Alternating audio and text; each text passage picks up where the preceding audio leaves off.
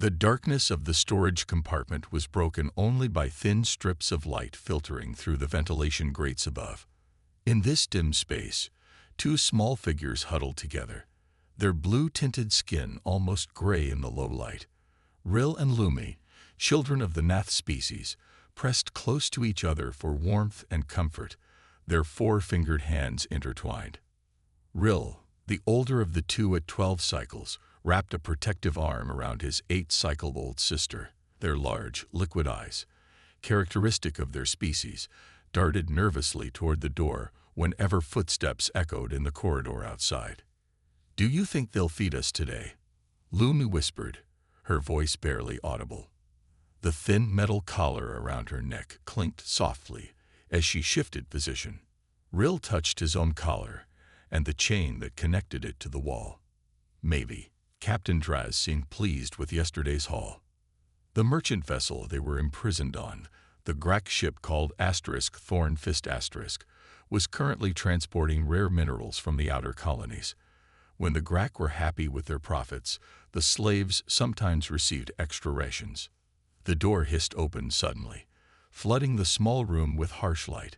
Both children flinched, their large eyes narrowing to protect against the brightness. A towering figure filled the doorway. Captain Draz, his scaly skin a mottled orange and brown. The Grak captain's face was a nightmare of sharp angles, with 4 yellow eyes set deep in his skull and a mouth full of needle-like teeth. "Up," he barked, his translator device giving his words a metallic quality. "Cargo bay needs cleaning. New shipment coming in." Rill stood quickly, pulling Lumi up with him. They had learned early that hesitation meant punishment. Captain Draz approached, using a control device to release their chains from the wall, though the collars remained locked around their necks. "Follow," he ordered, turning his massive back to them. They shuffled behind him through the corridors of the ship. Other crew members, all Grak, moved about their duties, ignoring the 2 small alien children. To them, the Nath were simply another commodity, living tools to be used until they broke. The cargo bay was enormous, with stacks of containers reaching toward the high ceiling. Several were open, revealing sparkling blue crystals inside, the valuable minerals they had been harvesting from the colony world below. "Clean this mess." Captain Draz pointed to a section where packing materials and dust from the crystals had scattered across the floor. "Every speck. Then polish the containers for transfer." He dropped 2 scrub tools at their feet. "I return in 3 hours." "Not done. No food." With that, he stalked away, leaving the children alone among the cargo. Rill picked up the cleaning tools and handed one to Lumi. "Let's start from opposite ends and meet in the middle," he suggested.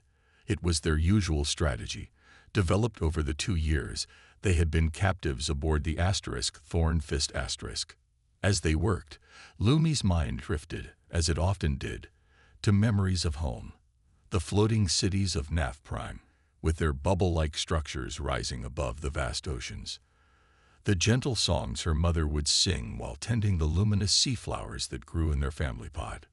"Do you still remember Mother's face?" she asked suddenly, her small hands working mechanically at the dusty floor.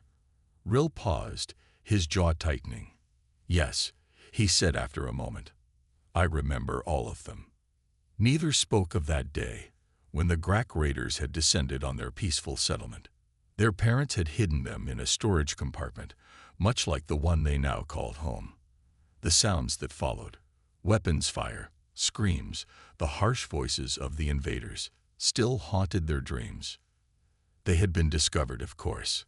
The Grak had no use for adult Nath, who were considered too set in their ways to make good slaves. But children could be molded, trained, broken into obedience. "Someday," Rill whispered, more to himself than to Lumi, "someday we'll be free again." Lumi didn't respond. She had heard this promise many times before, and as each cycle passed, she believed it less and less. The universe was vast and cruel, dominated by species like the Grak. Who would ever care about 2 forgotten Nath children?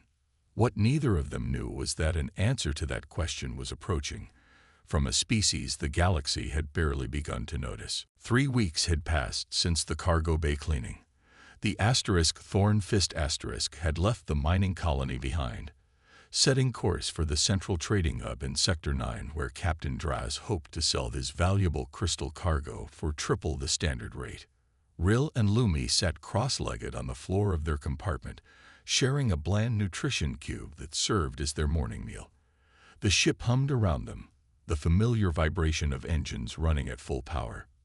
"Did you hear the guards talking?" Rill asked quietly, breaking off a larger piece of the cube for his sister. "We're passing through the empty stretch." Lumi's eyes widened slightly. The empty stretch was notorious among the crew, a vast region of space with few stars and no mapped planets. Ships traveled through it to cut weeks off their journey, but the area was known for strange energy patterns and unexplained disappearances. "I heard them say," Lumi began, but her words were cut short by a violent shudder that ran through the entire ship. The lights flickered once, twice, then went out completely, plunging them into darkness. The engine's hum died away, replaced by an eerie silence. "Rill." Lumi's voice trembled in the dark. "I'm here." He reached for her hand. "The power's gone out." Seconds later, emergency lighting activated, bathing their compartment in a dull red glow. Before either could speak again, another tremendous jolt threw them both against the wall. The ship's artificial gravity fluctuated, making their stomachs lurch. Alarms began to wail throughout the vessel. They could hear shouting in the corridors, heavy footsteps running past their door. "What's happening?" Lumi clutched her brother's arm. "I think." Rill hesitated. "I think something's wrong with the engines." The next impact was the worst yet. The entire ship seemed to groan, metal panels bending and twisting. Their chains rattled violently against the wall as the vessel pitched sideways. The emergency lights went out, then returned, then out again. Through it all, they clung to each other in the darkness. Engine failure. They heard someone shout in the corridor. "We're caught in gravity pull." More shouting followed, orders being barked in the harsh Grak language. The ship continued to shake and rattle as if being torn apart. A distant explosion sounded from somewhere deep within the vessel. "Planet ahead," came another shout, closer this time. "Everyone to escape pods." Now, the children looked at each other in the flashing emergency lights. They were chained to the wall. No one would come for them. "We have to get free," Rill said, yanking at his chain desperately. But the metal held firm, as it always had. The ship entered the atmosphere of the unknown planet at too steep an angle. Heat built up along the hull. Panels began to melt and warp. Inside, the temperature rose sharply. Sweat beaded on the children's blue skin as they continued to pull at their restraints. Through the small ventilation grate, they could see flashes of orange and red as the ship burned its way down. The shaking became so violent that they could no longer stand, forced to lie flat against the floor. Then came the impact. The Thorn Fist crashed into the surface of the planet with tremendous force. The children were thrown upward, then slammed back down. Rill's head struck the floor, and his vision swam with bright spots of light.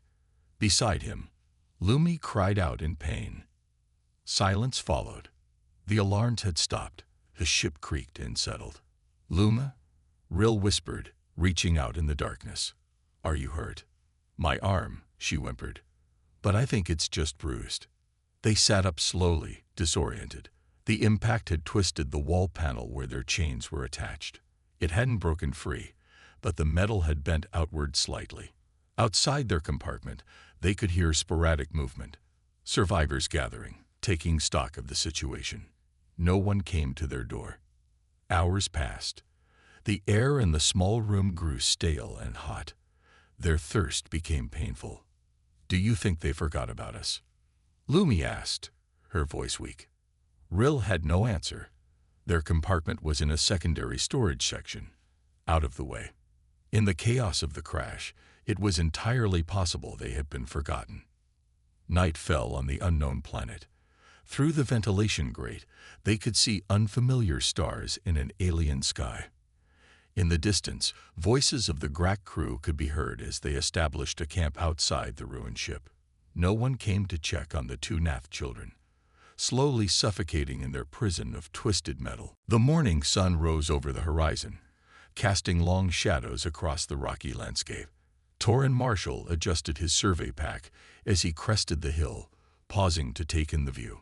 The planet, designated KX-27 in official records, but nicknamed Red Rock by the survey team, spread out before him in a panorama of rust-colored mesas and deep canyons. Torrin checked his handheld scanner, confirming he was still on course.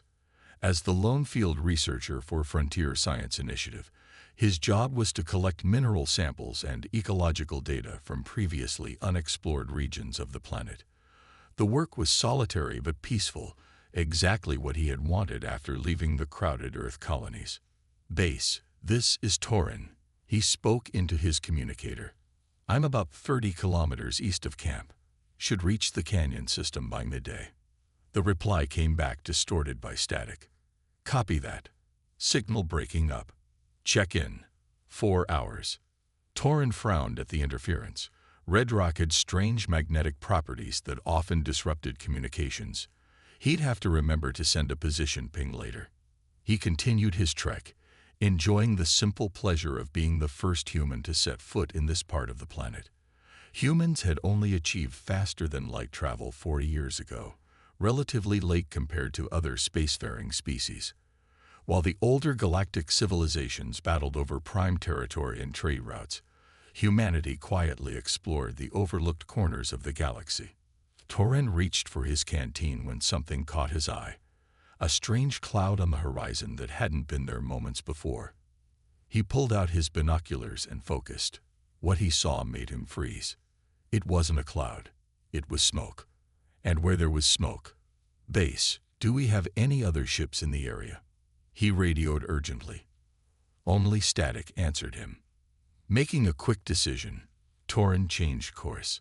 If someone had crashed, they might need help. The nearest human settlement was days away, and this region wasn't on any known alien trade routes. As he drew closer, the extent of the crash became clear. A massive ship, far larger than any human vessel, lay broken across a small valley. Its hull was scorched black in places, with debris scattered for hundreds of meters in every direction. The design was unfamiliar to him, all sharp angles and protruding spines. Torrin approached cautiously, staying low behind rock formations. His caution proved wise when he spotted them. Tall, orange-scaled beings moving around a makeshift camp near the wreckage.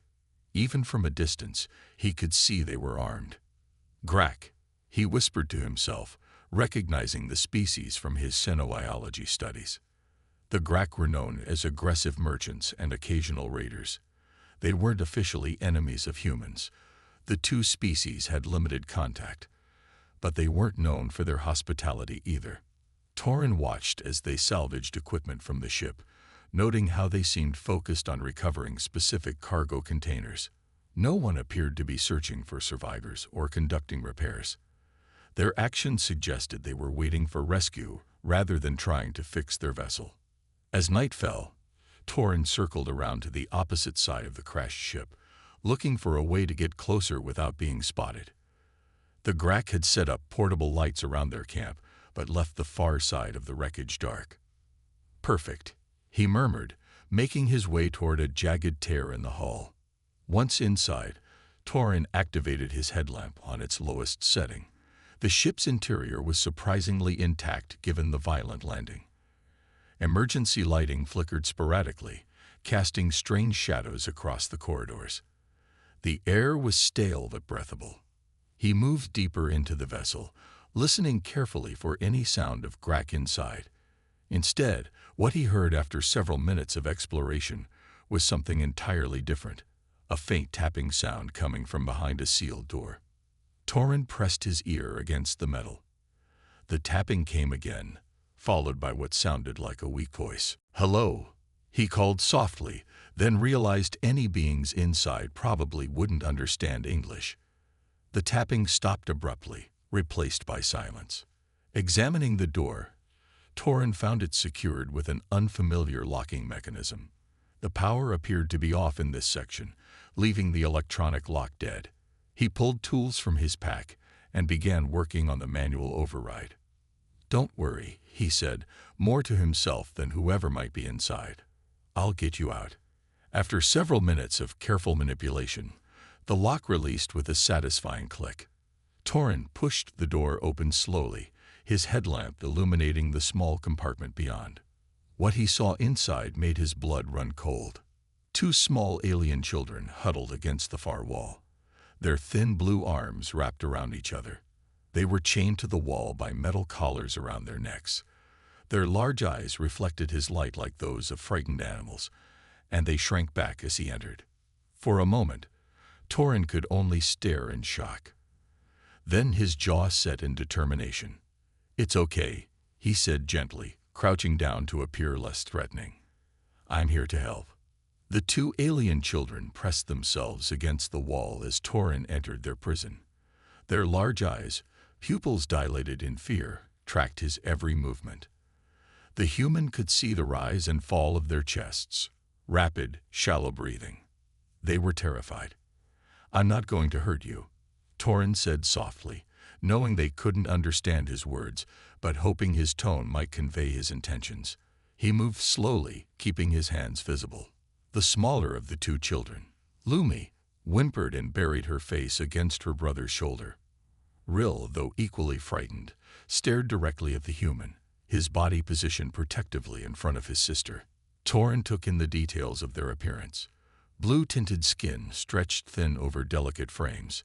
Four-fingered hands with what appeared to be small suction cups at the fingertips. Large, expressive eyes dominated their faces, and around each of their necks, the cruel metal collars that chained them to the wall. The sight of those chains filled Torin with quiet anger. He'd heard rumors about slavery in the outer systems, but had never witnessed it firsthand. On Earth and its colonies, such practices had been abolished centuries ago. "Water," Torin said, reaching slowly for his canteen. He uncapped it and took a small sip to demonstrate it was safe, then extended it toward them.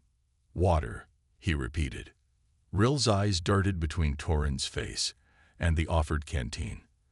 After a moment of hesitation, he reached out with a trembling hand. Torin didn't move, letting the boy take the container at his own pace. When Rill finally grasped it, he pulled it back quickly, spilling a few drops in his haste. He sniffed the liquid cautiously before taking a tiny sip. His eyes widened in surprise. Clean water, after days of thirst. He took another drink, then carefully helped Lumi raise the canteen to her lips. "That's it," Torin encouraged. "Slowly now." While they drank, Torin examined their chains. The mechanism was unfamiliar, but seemed to rely on both electronic and mechanical systems. With the ship's power fluctuating, he might have a chance to override it. Lumi finished drinking and looked up at Torin with less fear than before. She said something in a musical language he couldn't understand, her voice soft and hesitant. "I'm sorry, I don't understand," Torin replied, tapping his ear and shaking his head. Rill seemed to grasp the communication problem. He pointed to himself and said clearly, "Rill." Then he gestured to his sister and said, "Lumi." Torin smiled and pointed to himself. "Torin." This simple exchange seemed to ease some of the tension. Torin reached into his pack and pulled out an emergency ration bar. He broke off a small piece, ate it to show it was safe, then offered the rest to them. The children accepted the food eagerly, though they ate with careful restraint, the discipline of those accustomed to hunger. "Now," Torin said, turning his attention back to their chains, "let's see about getting you free." He pulled out his multi-tool and began examining the locking mechanism on Rill's collar. The boy stiffened initially but remained still, watching Torin's hands with cautious hope. Just as Torin was making progress with the lock, a distant sound echoed through the ship. Voices and heavy footsteps. The Grak were coming back inside. Lumi made a frightened sound, and Rill's face filled with terror. "Shay." Torin whispered, putting a finger to his lips. He quickly gathered his tools and moved toward the door, listening. The footsteps were getting closer. Making a split-second decision, Torin closed the compartment door most of the way but left it slightly ajar. The children would need air, and he wanted to be able to return without struggling with the lock again. He slipped into a dark maintenance crawlspace across the corridor, just as the glow of GRAC lighting devices appeared around the bend. From his hiding place, Torin watched as 3 GRAC guards stomped past, arguing among themselves in their harsh language. Once they had passed, Torin released the breath he'd been holding. The children's compartment was in a neglected part of the ship. With luck, the GRAC wouldn't check on them tonight. He waited until all was quiet again before emerging. Through the cracked door, he could see Rill and Lumi watching for his return. "I'll come back," he promised, making a returning gesture with his hand. "I'll get you out of here." Although they couldn't understand his words, something in his expression must have conveyed his promise. For the first time, Torin saw a flicker of hope in their eyes. He slipped away to find a safe exit and planned their escape, the image of those chained children burning in his mind. Whatever it took, he would not leave this planet without them. Darkness had fully settled over the crashed ship when Torin returned. He moved silently through the twisted corridors, his path lit only by the faint glow of his covered headlamp. 3 hours had passed since his first encounter with the alien children. In that time, he had scouted the GRAC camp, memorized their patrol patterns, and gathered supplies for what would come next. When he reached the storage compartment, he found Rill and Lumi huddled together, fighting sleep despite their exhaustion. Their eyes brightened when they saw him. "I'm back," Torin whispered, kneeling beside them. "And I'm getting you out tonight." From his pack, he produced a small device, a portable power cell from his survey equipment. If his guess was correct, it might override the electronic component of their chains. He'd also brought more food and water, which he offered first. While the children ate, Torin examined their collars more carefully. Each had a small port, likely for programming or emergency release. He connected his power cell using an adapter he fashioned from spare parts. "This might feel strange," he warned, though they couldn't understand his words. When he activated the power cell, the collar around Rill's neck hummed briefly, then clicked open. The boy's hands flew to his throat in disbelief, fingers tracing the skin where metal had pressed for so long. Lumi watched with wide eyes as Torin repeated the process with her collar. When it fell away, she made a soft sound, something between a gasp and a sob. The chains that had bound them for 2 years lay useless on the floor. Torin gave them a moment to absorb their freedom before gesturing toward the door. "We need to go. Now." Rill nodded, seeming to understand the urgency. He said something to Lumi in their language, his voice barely audible. She wiped her eyes and nodded back. Torin led them into the corridor, moving slowly to allow for their weakened state. The children followed close behind him, their footsteps nearly silent. Years of avoiding attention had taught them to move without making sound. Their path through the ship was indirect, avoiding the areas where Torin had spotted GRAC activity. Twice they had to hide in maintenance crawl spaces when patrols passed by. Each time, the children became perfectly still, barely breathing until danger passed. Finally, they reached the hull breach Torin had used to enter the ship.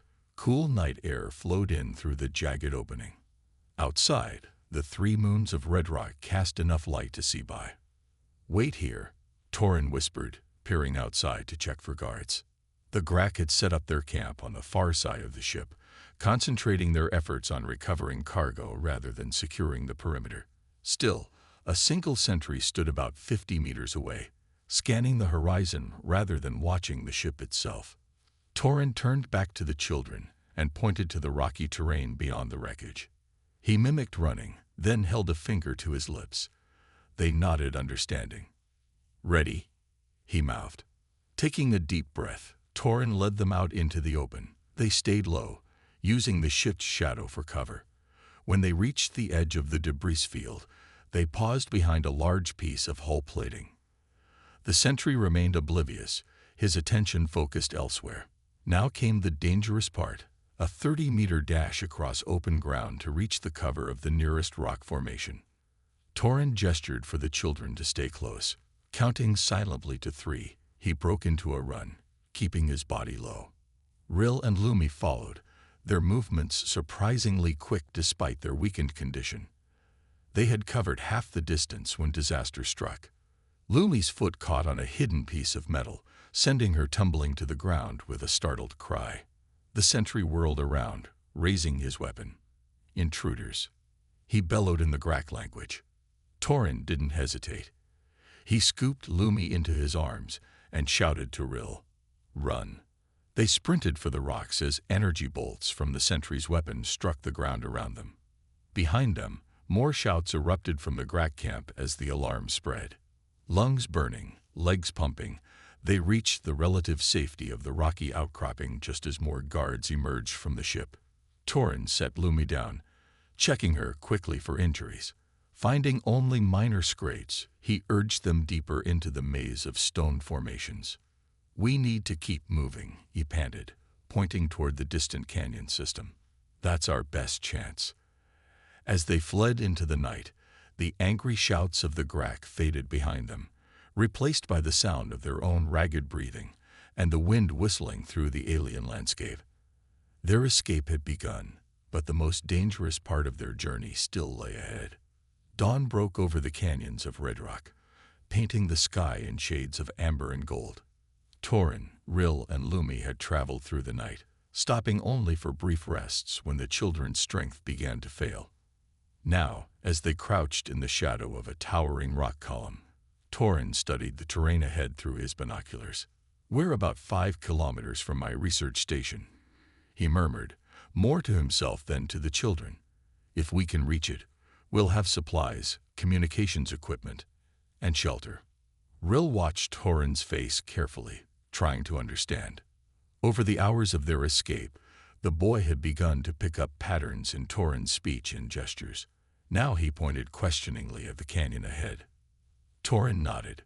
"Yes, that's the way," he confirmed, pointing in the same direction. Lumi sat with her back against the rock, exhaustion evident in her slumped shoulders. The physical demands of their flight had taken a heavy toll on her smaller body. When Torin offered her water, she drank gratefully, her large eyes never leaving his face. "Just a little further," Torin encouraged, helping her to her feet. "Then you can rest properly." They set off again, moving more slowly now. The canyon narrowed as they advanced, its walls rising sharply on either side. The path followed the dry riverbed, winding between boulders and around sharp bends. As they rounded one such bend, Torin froze. Ahead, blocking their path, stood 4 Grak hunters. Their orange scales gleamed in the morning light, and their weapons were raised. "Well, well," said the lead Grak in heavily accented Standard Galactic. "The thief who stole our property." Torin instinctively moved in front of the children. His mind raced, calculating options. The narrow canyon offered no easy escape route. Fighting 4 armed Grak seemed impossible. Negotiation might be their only chance. "These are children, not property," Torin replied firmly. "I'm taking them to safety." The Grak leader laughed, a harsh sound that echoed off the canyon walls. "Human," he spat the word like an insult. "You know nothing of galactic law. These Nath are legal salvage from a conquered world." Behind Torin, Rill and Lumi trembled, recognizing their captors. Lumi gripped her brother's hand so tightly her knuckles paled to a lighter blue. "Earth doesn't recognize slavery," Torin said, standing his ground. "Let us pass." The 4 Grak exchanged amused glances. To them, this lone human seemed no threat. A soft creature from a young spacefaring race, hardly worth considering. "You have 2 choices," the leader said, raising his weapon. "Leave now without the slaves, or die here. Captain Draz might even pay for your courts. Humans are rare specimens in this sector." Torin felt a calm clarity settle over him. He had no intention of abandoning the children, and he couldn't outrun energy weapons. That left only one option. "Rill," he said quietly, not taking his eyes off the Grak. "When I move, take Lumi and run back the way we came. Find a place to hide." The boy didn't understand the words, but he recognized his name and the urgency in Torin's voice. "Human final choice," the Grak leader demanded impatiently. Torin's answer was action. In one fluid motion, he grabbed a handful of loose stones and flung them at the Grak's faces, then charged forward. The Grak, surprised by this seemingly suicidal attack, fired hastily. Energy bolts scorched the ground where Torin had stood a moment before, but he was already moving, darting to the side with unexpected speed. What the Grak didn't know, what few species in the galaxy understood, was humanity's evolutionary history. Humans weren't the strongest, fastest, or most technologically advanced species, but they were persistence predators, designed by evolution for endurance, adaptability, and survival against overwhelming odds. Torin crashed into the first Grak, driving his shoulder into the alien's midsection. They tumbled to the ground together as the other three turned to fire again. But Torin was already rolling away, grabbing the fallen Grak's weapon as he moved.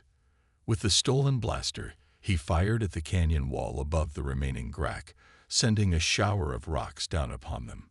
Two were caught in the cascade, pinned beneath heavy stones. The fourth Grak, the leader, roared in fury and charged. Torin sidestepped, using the alien's momentum against him. As the Grak stumbled past, Torin struck him at the base of his skull with the weapon's handle. The leader collapsed, unconscious. Breathing hard, Torin surveyed the scene. The whole confrontation had lasted less than a minute. He turned to see Rill and Lumi staring at him from the canyon bend, their eyes wide with amazement.